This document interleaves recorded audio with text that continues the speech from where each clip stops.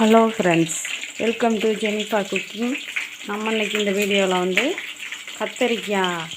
எண்ணெய் கத்திரிக்காய் எப்படி செய்கிறதுன்னு பார்க்கலாம். வாங்க வீடியோக்குள்ளே போகலாம். இப்போ அதுக்கு நான் வந்து 1/2 கிலோ கத்திரிக்காவை இந்த மாதிரி நேராக கட் பண்ணி எடுத்து வச்சுருக்கேன். இப்போ அடுப்பில் இருக்கிறதுனால எனக்கு கையை வச்சு காட்ட முடியல. இது ஆறுனதுக்கப்புறமா காட்டுறேன். இந்த பாருங்கள், சென்டரில் வந்து இந்த மாதிரி கட் பண்ணி தண்ணி உணர்ந்ததுக்கப்புறமா எண்ணெய் ஊற்றி 2 ஸ்பூன் எண்ணெய் ஊற்றி இதை ஃபுல்லாத்தையும் நான் வந்து ஃபஸ்ட்டு இப்படி வதக்கி எடுத்துடுறேன். இதை எடுத்துட்டு ஒரு 5 தக்காளி பழம், அப்புறம் 2 பெரிய வெங்காயம் கட் பண்ணி வச்சுருக்கேன். அதையும் வதக்கி எடுத்துகிட்டு வந்துடுறேன். இப்போ வந்து நான் காலையில் ரொம்ப அவசரமாக சமையல் செஞ்சிட்ருக்கேன் கடைக்கு போகிறதுக்காக. அதனால் எனக்கு ஃபுல் வீடியோவும் காட்ட முடியல.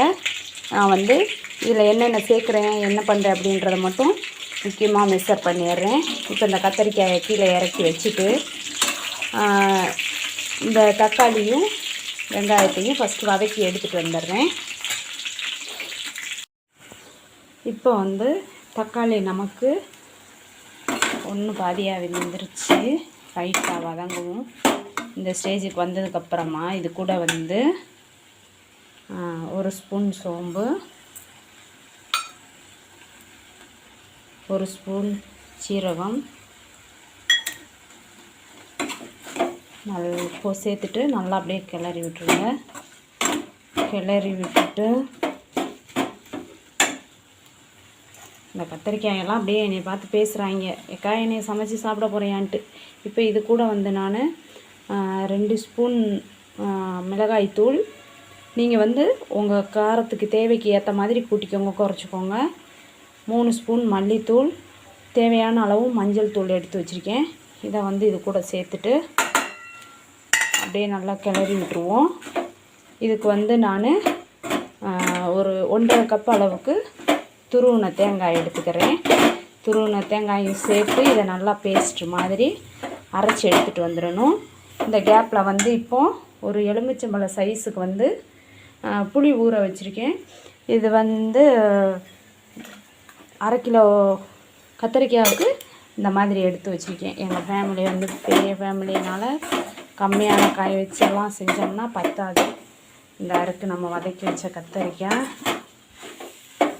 அப்படியே தலைதலன்னு என்னை பார்த்துட்டே சிரிச்சிட்டே இருக்காங்க ஒவ்வொருத்தங்களும். அப்படியே இந்த கத்திரிக்காயெல்லாம் அக்கா அக்கான்னு கூப்பிட்டுட்டே இருக்காங்க.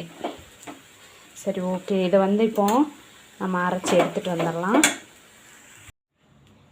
இப்போ வந்து நமக்கு 3 ஸ்பூன் எண்ணெய் சூடு பண்ணிட்டேன். அதில் வந்து 1 ஸ்பூன் கடுகு, 1 ஸ்பூன் வெந்தயம், கூடவே ஒரு 150 கிராம் வந்து சின்ன வெங்காயத்தை முழுசாக உரித்து வச்சுருக்கேன் சுத்தம் பண்ணி. அதுவும் ஒரு கொத்து கருவேப்பிலையும் வந்து சேர்த்துடலாம்.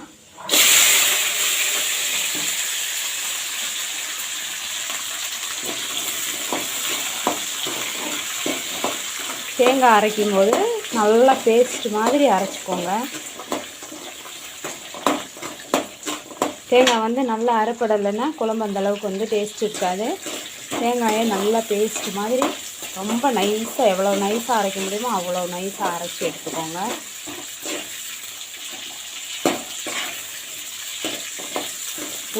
பெங்களூருக்கு வந்து பையனை காலேஜில் சேர்க்குறதுக்காக போயிட்டேன்.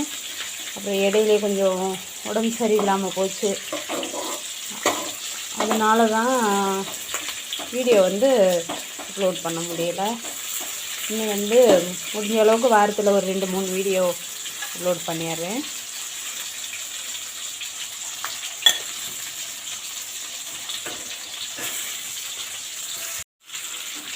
இப்போ வந்து வெங்காயம் நமக்கு இந்த மாதிரி கண்ணாடி பதத்தையும் தாண்டி கொஞ்சம் நல்லா வதங்கிடுச்சு. இந்த ஸ்டேஜில் வந்து அரைச்சி வச்சுருக்கிற மசாலையை சேர்த்துருவோம். சேர்த்துட்டு இது கூட தேவையான அளவு இந்த புளி கரைச்சி வச்சுருக்கிற தண்ணி, இதை வச்சு இதை எடுத்துடலாம்.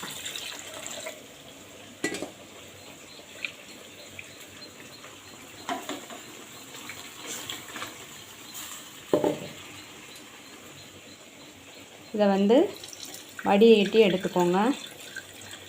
புளி தண்ணியை வந்து முடிஞ்ச அளவுக்கு வடிகட்டி எடுத்துக்கோங்க.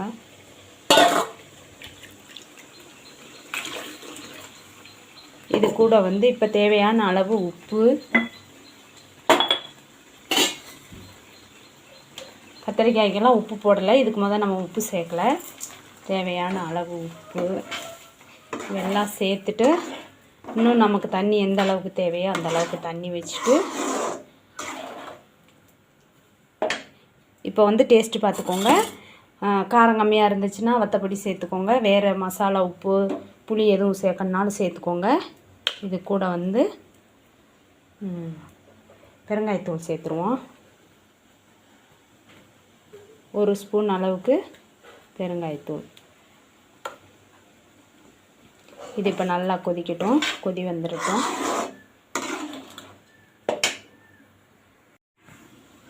இப்போ வந்து நம்ம இதை எடுத்துட்டு ஒரு டைம் கிளறி விட்டுறலாம்.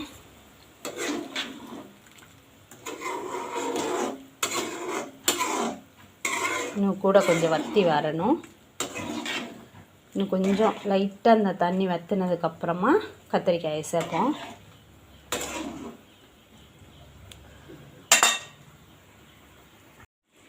இப்போ வந்து ஒரு 4 நிமிஷம் கழித்து திரும்ப பார்க்குறோம். இப்போ வந்து ஓரளவுக்கு கொஞ்சம் வற்றி இருக்குது தண்ணி. இந்த மசாலையெல்லாம் கொஞ்சம் கெட்டி ஆயிடுச்சு. இது கூட வந்து இப்போ நம்ம கத்திரிக்காயெல்லாம் சேர்த்துக்கலாம். சேர்த்துட்டு எங்களுக்கு வந்து கத்திரிக்காய் வந்து ரொம்ப இந்த குலைவாக இருக்கும்ல, அந்த மாதிரி இருந்தால் தான் பிடிக்கும். ரொம்ப முழிச்சிட்டு இருந்தால் எடுத்து சாப்பிட மாட்டாங்க. லைட்டாக கொஞ்சம் குலைவாக இருக்கணும். இந்த மசாலா வந்து நல்லா அதில் இறங்கி இருக்கணும். இங்கே பாருங்கள், நம்ம கத்திரிக்காய் கட் பண்ணும்போது வந்து இதோடைய குச்சி இருக்குல்ல, அந்த குச்சி லைட்டாக விட்டுட்டு இந்த மாதிரி 4 கட் பண்ணிக்கோங்க. உள்ளே பூச்சி எதுவும் இருந்தாலும் அப்போ தான் தெரியும். இப்படி கட் பண்ணிவிட்டு இதை வதக்கி எடுத்துக்கணும். நான் வந்து கத்திரிக்காய் கட் பண்ணும்போது வீடியோ எடுக்கலை. வீடியோ எடுக்கவும் ஆள் இல்லை. ஒரு கையிலேயே வேறு எடுத்துகிட்ருக்கேன் வீடியோ. இப்போ கத்திரிக்காய் ஃபுல்லாக வந்து நம்ம குழம்புல சேர்த்துட்டோம். இது ஃபுல்லாக நல்லா வற்றி அப்படியே இந்த எண்ணெய் பிரிஞ்சு வரட்டும். இதுக்கு பேரே எண்ணெய் கத்திரிக்காய், அதனால் எண்ணெய் கொஞ்சம் செலவாக தான் செய்யும்.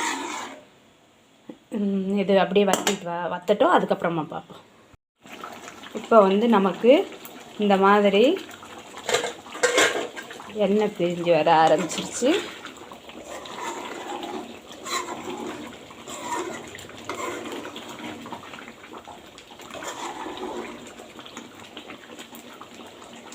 இப்போ பாருங்கள், இந்த கத்திரிக்காய் வந்து ஒரு மாதிரி அப்படியே முழிச்சிக்கிட்டு இல்லாமல் கொஞ்சம் நல்லா குழஞ்சிருச்சு. ஓரளவுக்கு நல்லா குழஞ்சிருச்சு. இந்த ஸ்டேஜில் வந்து கடலெண்ணெய் அல்லது நல்லெண்ணெய் இருந்தால், இது வந்து ஆப்ஷன் தான், இருந்துச்சுன்னா இதுக்கு மேலே வந்து ஒரு 2 ஸ்பூன் அளவுக்கு ஊற்றிடலாம்.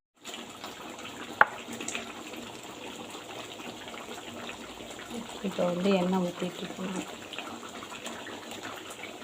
ஊற்றிட்டு இப்போ வந்து ஸ்டவ் ஆஃப் பண்ணிடலாம். அவ்வளோதான்.